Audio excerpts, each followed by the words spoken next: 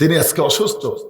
আমি কয়েকদিন হলে তার জন্য প্রত্যেকটা মাহফিলে মোনাজাত করতেছি। দেখবেন ইউটিউবে আমার কয়েকটা মোনাজাত বের হয়েছে।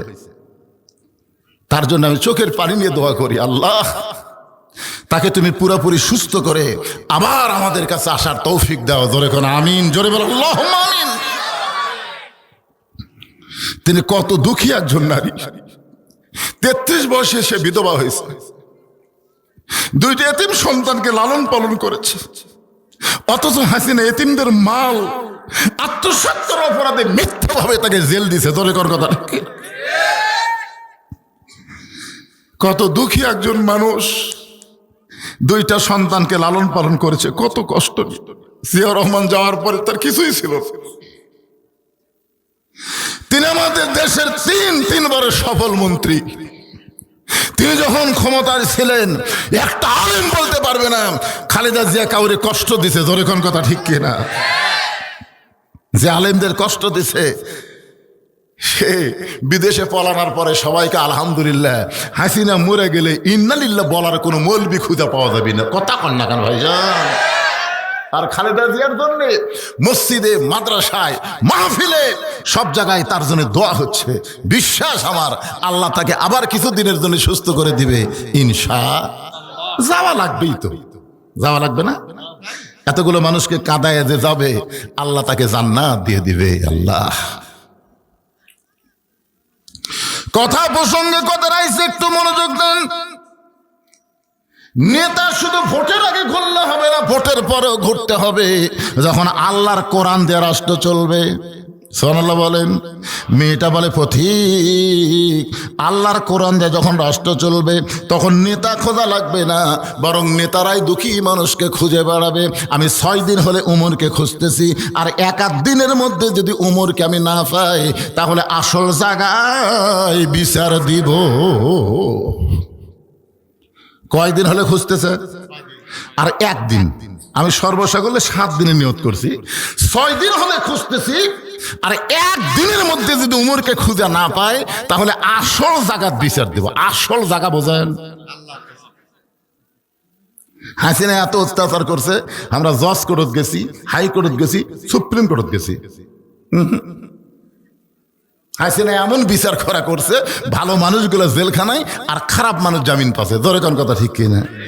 আল্লামা সাইদি হুজুর যেদিন দুনিয়া থেকে বিদায় নিল, তাকে হত্যা করা হলো, সেদিন বাংলাদেশের সমস্ত আলেম তাহাজ্জুদের নামাজ পড়ে আসল জায়গায় বিচার দিয়েছে। জোরে কোন কথা, ঠিক কথা বলে?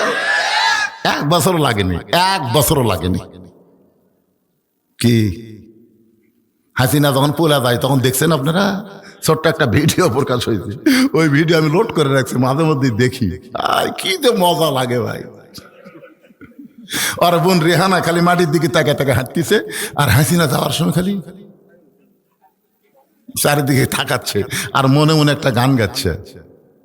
কতজনকে কত কি দিলাম, যাবার কালে 1 চামচারও দেখা না পাইলাম। ও আমার সাদের মালা যায় রে ছিঁড়ে, রইব না আর বেশি দিন তোদের মাঝারে। এরকম একটা গান আছে না নাই? কত চামচা আছে, তার একটা চামচাও নাই। একটু মনোযোগ দিয়ে শুনবেন। মেয়েটা বলতেছে 1 দিনের মধ্যে যদি হযরত ওমরকে আমি দেখতে না পাই তাহলে আসল জায়গায় বিচার দেব। এমন সময় হযরত ওমর হাঁটু গেড়ে বসে মেয়েটার সামনে বলতেছে, মা তুমি যেই ওমরকে খুঁজতেছ আমি হইলাম সেই ওমর। হাঁটু গেড়ে বসেছে, কারণ ওমর ফারুক যখন থেকে খেলাফতের দায়িত্ব পাইছে তখন তিনি ঘোষণা করেছেন, ফোরাতের কুলে একটা কুকুর যদি না খেয়ে মারা যায় আল্লাহ হাসরের ময়দানে ওমরকে ছাড়বে না। মেয়েটা কয়দিন খুঁজেছে? কয়দিন? 6 দিন হলে খুঁজেছে, আর 1 দিন।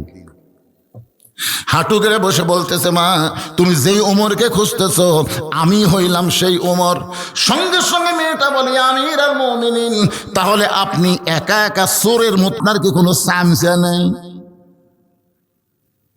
কি মনে করছেন এমপি? ওমর ফারুক কি এমপি? মন্ত্রী? বাংলাদেশের মতন দেশের মন্ত্রী? বাংলাদেশের মতন 96টা দেশের খলিফা রাষ্ট্রনায়ক চোরের মতন একা একা ঘুরতেছে না, আপনার কি কোনো চামচা নেই? ওমর ফারুক বললেন, মা চামচা পালবার গেলে যে টাকা লাগবে সে টাকাই তো আমার নাই, কারণ চামচা তো আর এমনি এমনি ঘুরবি না, টাকা লাগবে। ধরে কোন কি লাগবে? জুমার দিনে হযরত ওমর মসজিদের মেম্বরে বসে খুতবা দিচ্ছেন। মেম্বরে দাঁড়িয়ে যখন খুতবা দিচ্ছেন, এমন সময় মাঝখান থেকে একজন দাঁড়িয়ে বলতেছে, আমির আল মোমিনিন, আপনার খুতবা আমরা শুনবো না। ওমর ফারুক বললেন, আমার খুতবার মধ্যে দোষ কি? বলে, দোষ খুতবার মধ্যে না, দোষ হলো আপনার। ওমর ফারুক সুমকে বললেন, ভাই আমার কি দোষ? বলে, আমাদেরকে খাটো পাঞ্জাবি দিয়ে আপনি লম্বা জুব্বা পরে খুতবা দিবেন? এই লম্বা জুব্বা কোথায় পাইলেন? যতক্ষণ না বলবেন ততক্ষণ আপনার খুতবা আমরা শুনবো না। হযরত ওমরের চোখ দিয়ে দর দর করে পানি পড়তেছে। এমন সময় আব্দুল্লাহ ইবনে ওমর, ওমর ফারুকের ছেলে, বাবার পাশে দাঁড়ায় বলতেছে, রে নবীর সাহাবীরা, তোমরা খাটো পাঞ্জাবি হলেও তো নতুন পোশাক পরে নামাজ পড়তে আইছো, কিন্তু আমার পরনে দেখো নতুন কোনো কাপড় নেই। ওসমান গনি বলতেছে, আব্দুল্লাহ, আজকে জুমার দিনে সবাই নতুন কাপড় পরলো, অথচ তুমি পুরাতন কাপড় কেন পরেছো? আব্দুল্লাহ বলতেছে, আমি যদি আজকে নতুন কাপড় পরতাম তাহলে আমার বাবার জুব্বা লম্বা হতো না। সুবহানাল্লাহ কবেন না? তোমরা সবাই যখন ঘুমাও, আমার বাবা যেদিন থেকে মদিনার খেলাফতের দায়িত্ব পাইছে সেদিন থেকে আমার বাবার চোখে ঘুম নাই। সবাই ঘুমায়, ওমর ফারুক ঘুমায় না। ওমর ফারুক কি করে না? ঘুমায় না। মানুষকে কেমন আছে নিজের চোখে দেখে, নিজের চোখে দেখে। মহাস্থান, বগুড়া সাতমাথা থেকে মহাস্থান কয় কিলো হয়? একজন বলেছে স্যার, শহীদ জিয়াকে একজন বলছে, স্যার মহাস্থানে আল্লাহর ওলি সুলতান বলখি ঘুমায় আছে। আমি তো ছোট থেকে জানি, চলো যাই। কি করে চলো যাই মানে এই মার মার করে হাঁটে ঘাটালেছে, হাঁটতেছে। বগুড়া সাতমাথা থেকে মহাস্থান যাচ্ছে হাঁটে হাঁটে। যাওয়ার সময় রাস্তায় কৃষক বুকের সঙ্গে চাপা ধরে। গোকুলের ওখানে মসজিদে আজান দিয়েছে, আসরের নামাজের আজান। পায়ের জুতা খুললো, মসজিদের সামনে কাতারে সামিল হয়ে গেল। চামচারা কয়, কে রে অজু? আরে পাগলা, উনি সর্ব অবস্থায় অজু অবস্থায় থাকতেন। যেরকম সুবহানাল্লাহ। সাধারণ মানুষ পর্যন্ত তার বুকের মধ্যে জায়গা পাইছে। আমার এলাকায় খাল কাটপার গেছিল, যেরকম কি কাটপার? খাল কাটপার। ওরে বাবারে, কাদওয়ালা মাটি মাথাত লিয়ে, যাকে বলা